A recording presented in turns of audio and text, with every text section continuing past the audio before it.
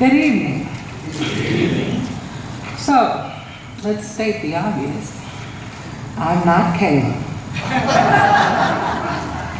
And so if you will indulge me and pray for me and be aware that I tend to be sometimes a little bit more unorthodox than Caleb.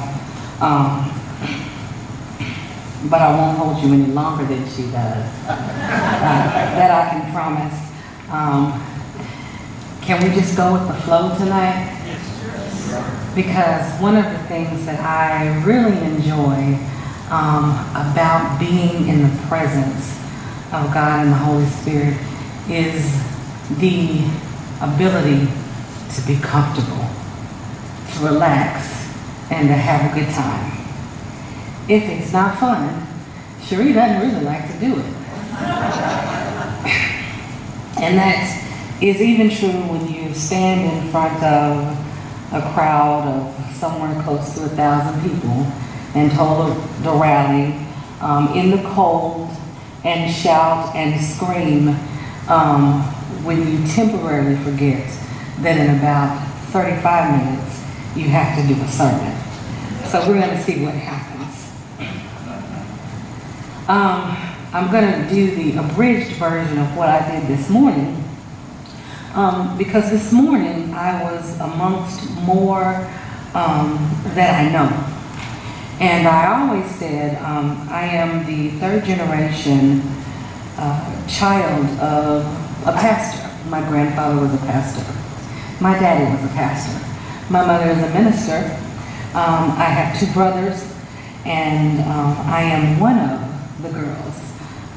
But I am the one that they call Reverend Brat because I am the baby and I revel in that. So if you'll just take this journey with me, I promise we'll probably have a good time on the way. Is that all right? Because I am the brat, and because I didn't know exactly what I was supposed to preach on until about 3:30 this morning, God gave me basically what I will call a novella of sermons. So the reason why I'm calling it a journey is because it may not make sense to you until we finish, but that is why the scripture that we read of God not being, now mind you, this is my disclaimer, He is not the author of confusion. Understand that we're going to go and the destination is what we're looking towards, okay?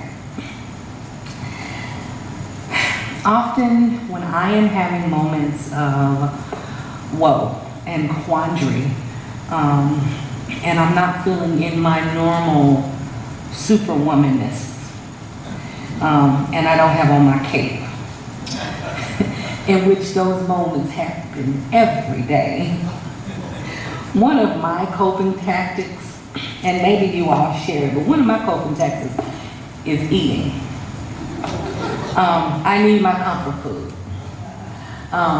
Some days I need some of my grandmother's pie. Sometimes I need my mama's macaroni and cheese. And sometimes I just want to grab a bag of Doritos. But I use that to kind of help me cope and work through whatever. And I shared that with my Mima, who I have presented 5 sermons to her this week, and each time she said, "It's garbage.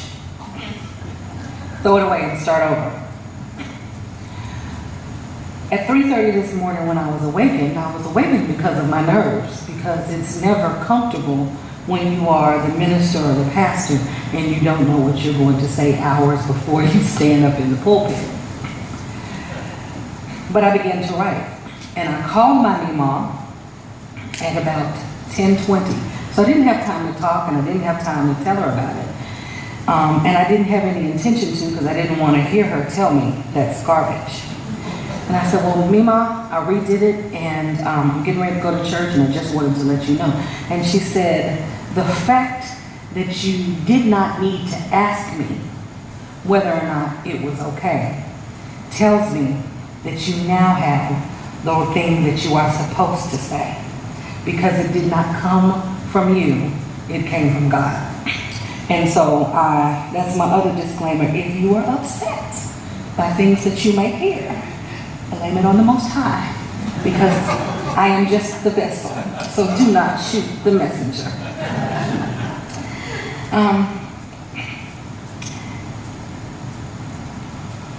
Eating is my tactic for coping. And it is something that I'm trying to learn and embrace, is this new trend of which we call self-care. Now I'm in my 40s, and I am the niece of Clara Luther and the goddaughter of W.K. Jackson. And these were civil rights leaders, and so as I grew up, no one ever told me that like weekends were days off where people rested and took vacations. It was always about the work.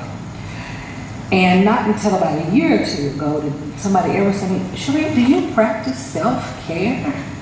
And I was like, "Well, what is that?" It's always when you take time and you meditate and you might go away for the weekend or you do this. And I was like, no, nobody ever told me that that was okay. So I'm telling you that we all have to practice self-care. And so it's a good time to start. So tonight we're going to focus on taking care of ourselves. Since my coping tactic or method is eating, I am going to prepare you a sandwich. As a trainer, as a social worker, as someone who has worked in social justice and customer service, they taught us that you always build a sandwich when you're speaking. You start off with something, some really great bread, and that's the topping. And so you serve it and it just tastes so good and everybody's excited. And then you kind of give them the accoutrements and you add those. And sometimes in the middle of the sandwich is when you slip in what they consider the bitter herbs. Now that's biblical. I know you all heard about the bitter herbs in the Bible, so stick with me.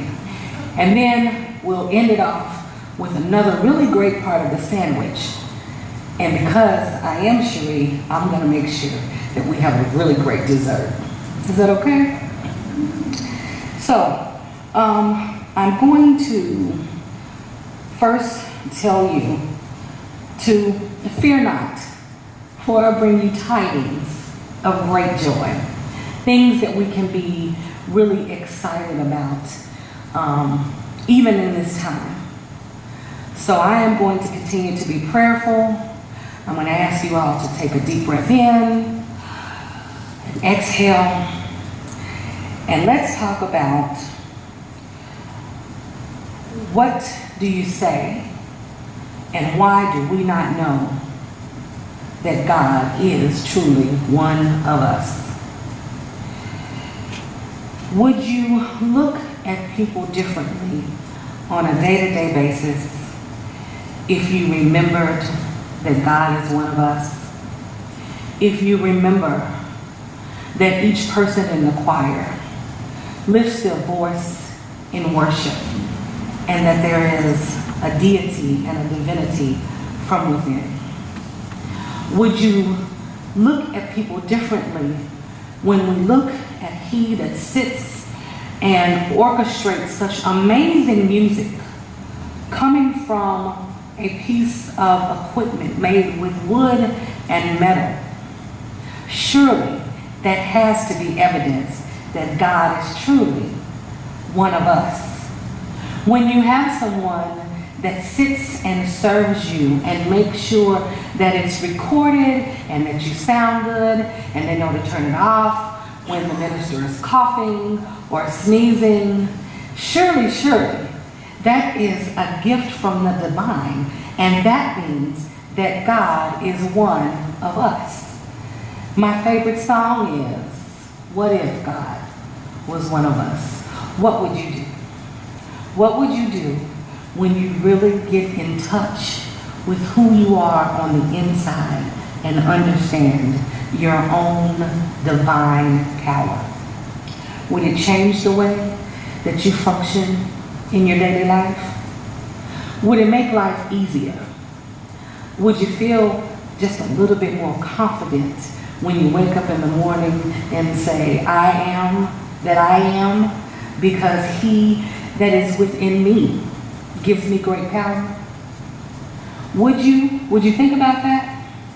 I want you to look at 2 or 3 people and understand. I want you to do this. We're going to be interactive. Look at 2 or 3 people and understand that you are looking at the divine themselves. And I want you to say some things to them. I want you to say, I love you, I am thankful for you, and I am proud of you. Say that to 2 or 3 people. I love you, I am thankful for you, and I am proud of you. Don't be afraid to touch, hug. I know we have passed the peace, but let's keep spreading some love.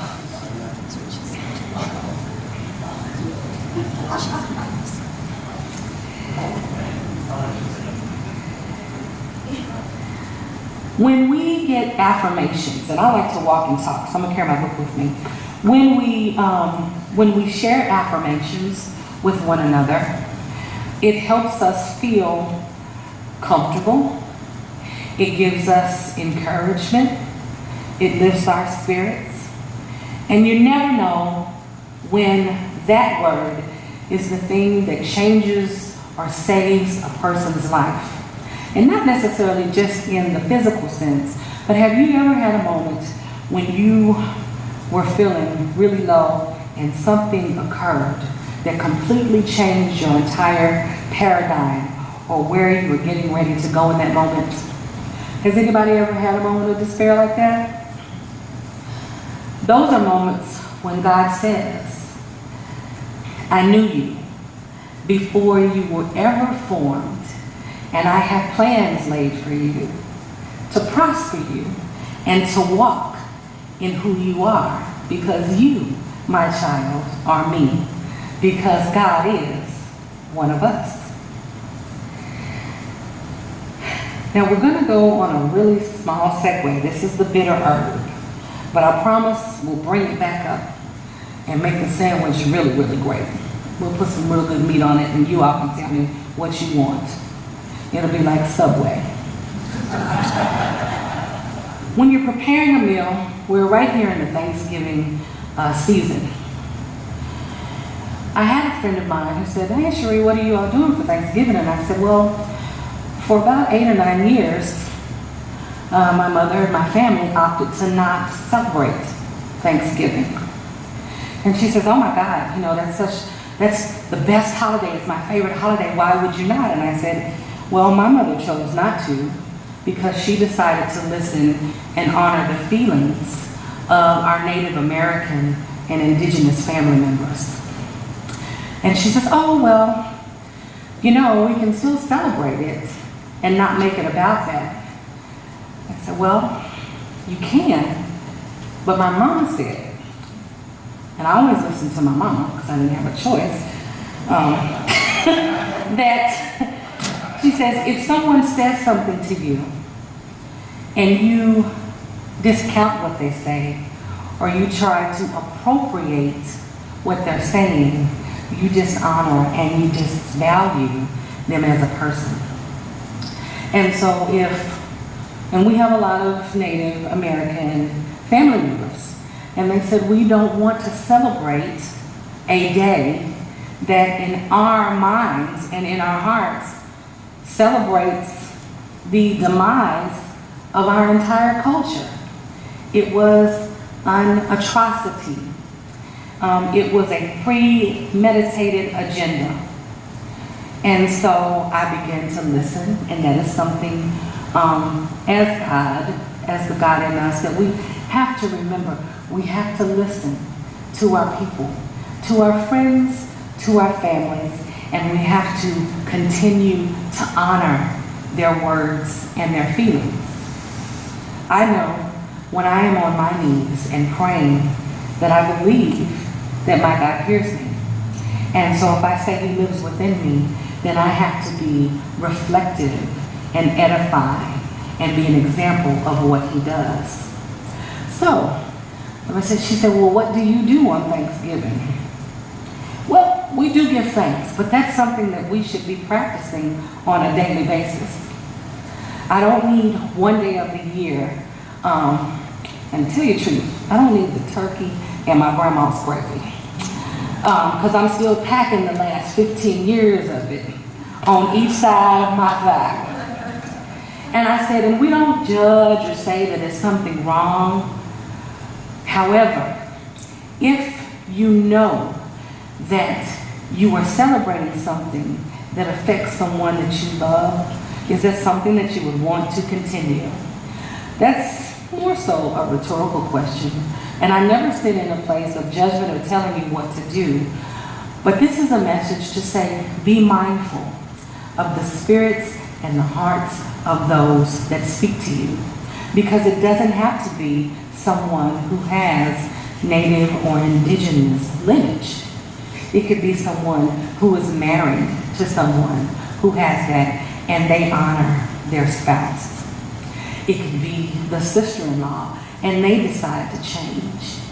So, loving and understanding the divine in us means that there has to be a maturation process to where we evolve till we are more Christ-like, to where we love more God-like, and is sacrificing a meal and maybe taking a day of service instead.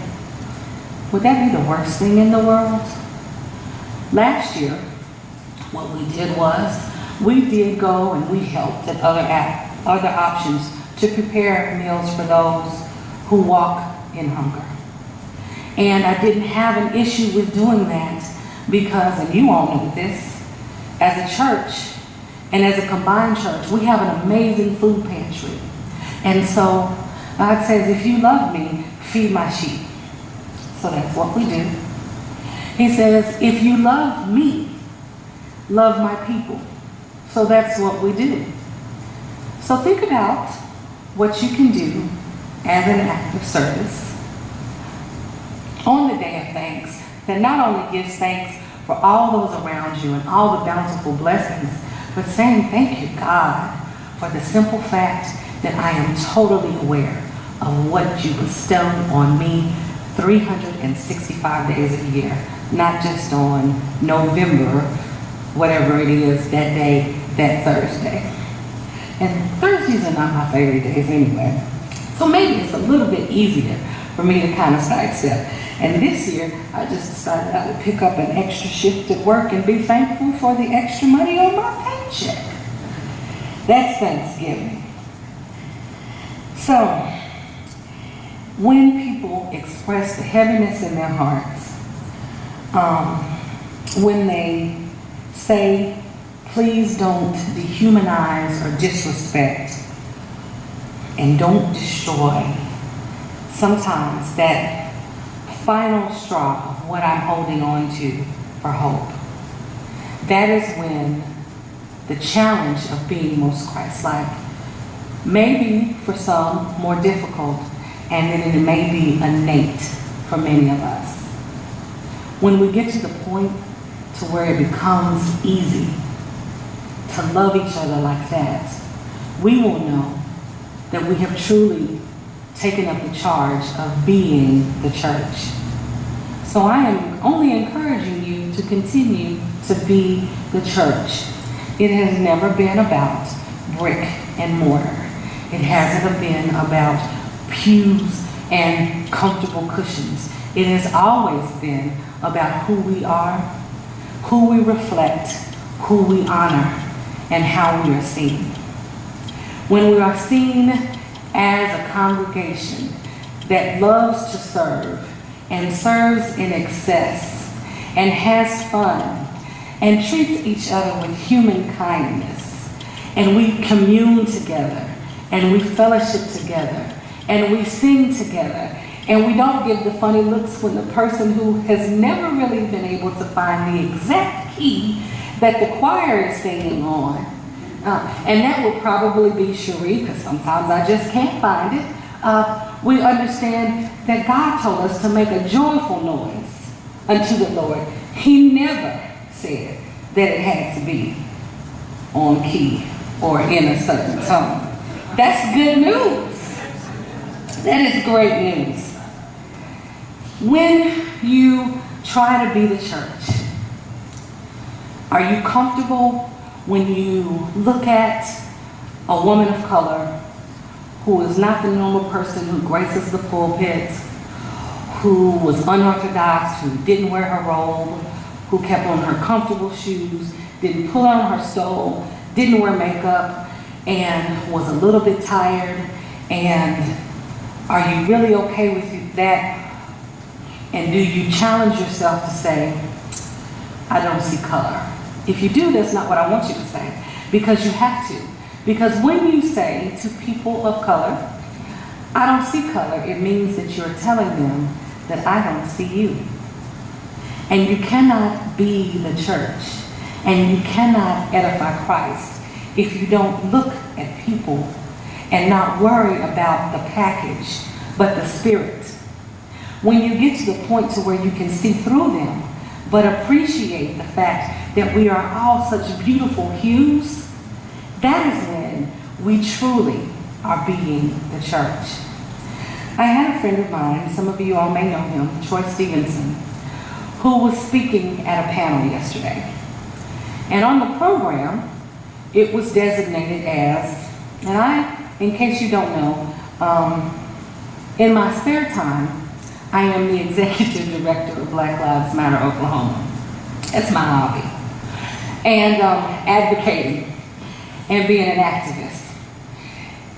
On the program, they negated to put my name, but it said Black Lives Matter Oklahoma, comma, Freedom Oklahoma, Troy Stevenson, Executive Director. Well, when he went up to speak, Troy got to live a moment in the life of Cherie because he got ambushed about why this woman thought that all lives matter. Now, Troy Stevenson is someone that I love, that I respect, and he says I was so uncomfortable and I thought I was being ambushed, and I said that this was very awkward, and this could have been changed if they just had gotten the comma right. And I listened, and he said, Cherie, you're not responding. And I said, the comma is what gave you pause? I said, because you're my friend and I love you, but I would have expected and would have preferred that maybe you just would have defended me, to where Cherie at that moment didn't have to say anything. That you said, the reason why that they say Black Lives Matter, and they're not saying that only Black Lives Matter, they're saying that they are dying at a disproportionate rate, and you spend your time advocating for another disenfranchised and marginalized group that we're also a part of, the LGBT community, it shouldn't have been that big of a transition. Give them the same answer, but mean it and understand it. We cannot continue to blame our rough moments on the misplaced punctuation of a comma. Sometimes we need to know when we need to add an exclamation mark instead of a period. Sometimes we have to celebrate those that put the semicolon on their wrist or on their ankle to say that I am going beyond. I'm living beyond the preach. And this is how we have to continue to love each other if you really want to be the church. When we get to that moment and odd things happen, like a comma in the wrong place, or the pastor was feeling tired, or the person who's not from here can't drive, because all Oklahomans drive better than anybody else in America. And we always use our signals, and we are not compelled to say anything or give them some type of grand hand gesture when they cut us off, because we're truly learning how to be the church. And we can laugh and we can smile, and that's one of the things that I love to do. But in all honesty, would we really want to challenge ourselves to where we get to the point to where we say on a daily basis, I am that I am, because God is one of us? How do you get to that moment? Each of our journeys are going to be different. And each of you all were created for a divine purpose. And so I always tell somebody, and this is nothing deep, that normally that of what you have been called to do is one of the things that you probably enjoy doing most in the world. I have a sister who loves to run the vacuum and dust. Now the idea of that just sends me into a frenzy. But she loves it. And so in her ministry, she spends time during the week, and she comes in and she cleans the sanctuary. And she goes all through the church. And then those that are sick and shut in, or if they're in the hospital, she'll call and say, can I clean your house for you before you come home? Now, there are a lot of people who question my sister's sanity, including myself, because I don't understand it. But she found her divine purpose, and it makes her happy. She turned that into a revenue building business, because people finally said, you're really good at this.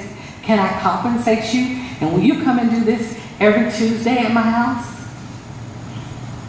That's when God says, that of which I put in you is also how I am going to bless you. That is how we continue to be the church. In another life, I was an aircraft mechanic.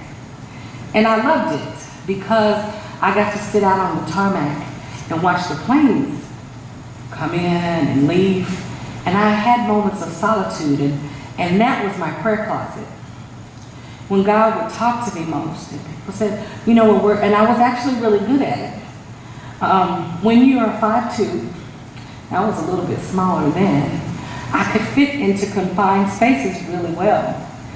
So my taller colleagues, they couldn't get into the wing to adjust things. And there's some really important things inside the wing of an aircraft. And most people, when they get on that aircraft, they would like for all of those to be in functioning order. I know I do. And how was that part of a ministry? My ministry was that I made sure that all the safety checks were done and that people were able to travel and get to their jobs and to their families and to their friends and to experience new things. Now that may be a little bit unorthodox, but why is that not a ministry? And why is singing not a ministry? And why is writing, our screenwriters?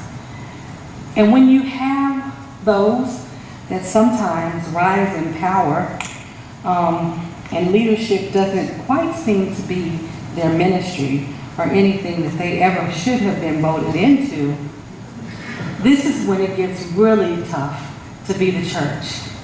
Because you have to do what I'm getting ready to ask you to do as we close. You take 10 to 15 seconds, you close your eyes, and you begin to intercede for those in power.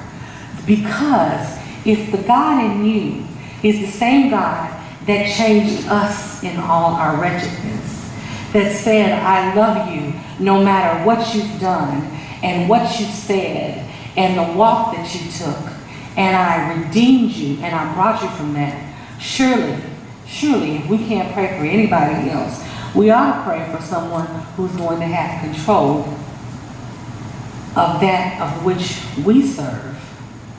So I'm going to ask you to take 10 or 15 seconds. It doesn't have to be anything deep. I don't suggest that you pray that, oh God, smite this person that shall remain nameless. But I ask you, in your heart, can you pray a sincere prayer for someone who doesn't have the same faith systems or value systems that you do? Is that something that Jesus would have done? Is that something that we want to be more like him? Say that prayer. Whatever word it is that you want to say to God about our upcoming leaders, say that now.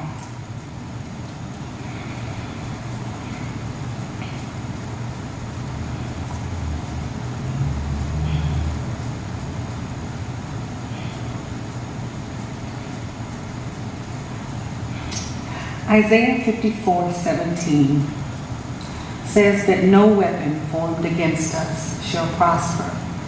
That means that no matter what happens on a daily basis, we are victorious. Romans 8:37 says, recognize that we are more than conquerors through Jesus Christ, who loves and strengthens us.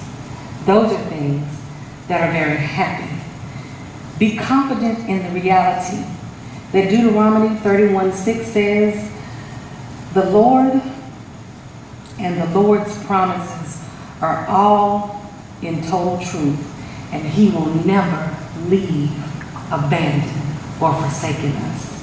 So no matter what it is, no moment, no election, no diagnosis, no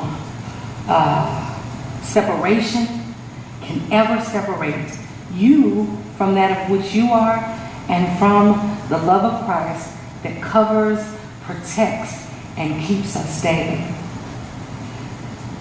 And now, let's move to dessert. One of the things that I also use as a tactic is music. Music is what I play in the morning when I try to get pumped up. It's what I play when we do a rally and we're very strategic in a song to kind of calm or bring unity to the crowd. So if I was to play something for you all today, I would play one of my favorite songs, and that would say, I need you to survive. Some of the words say, I will not harm you with words from my mouth because I need you to survive. I will love you through the moments and beyond the pain because I need you to survive. I probably would also put on, we are family. Because regardless of our lineage, we're all family. And I would probably add in a song, because something just strikes me that this may be appropriate today. I would put on one of the songs from the Broadway sensation Hamilton, because that seems like it would be a good day to do that. And you can bring in humor, and I probably also would play Love Brings Change. Love Brings Change is absolutely one of my favorite songs. And I encourage you all, I'm not going to sing it for you because you would run screaming. And you would say, that was not of God. And you would probably be right. So I will save you from that. But Love Brings Change. It is by a gifted musician and psalmist who also happens to be a comedian and an actor. But his name is Jamie Foxx. And it's not a song that a lot of people know. They didn't even know that he had an album. But he talks about how many ways that love transcends and love brings change. And so I say to you that I love you. I am thankful for you. I am so proud of each of you. I am very grateful, and part of my Thanksgiving is that you have allowed me the opportunity to come and just be Cherie with you. And I haven't gotten too many strange looks, so I guess I don't have to run. And you all won't be upset at the fact that Kayla, our beloved pastor, took the opportunity to have some respite, because we must protect that amazing vessel that we have been thankful for. And we will continue to invest in each other. We will continue to invest in those that we don't know yet.